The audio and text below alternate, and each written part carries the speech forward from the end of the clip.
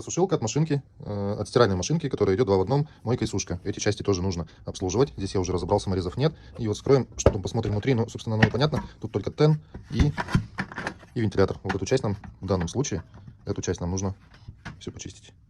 Чищу. В сборке болтик один остался внутри. Вот, шляпка осталась.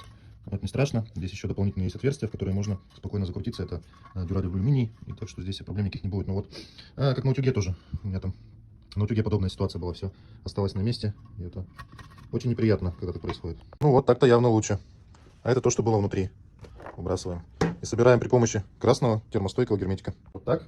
Сейчас соединяем. И можно устанавливать на машинку.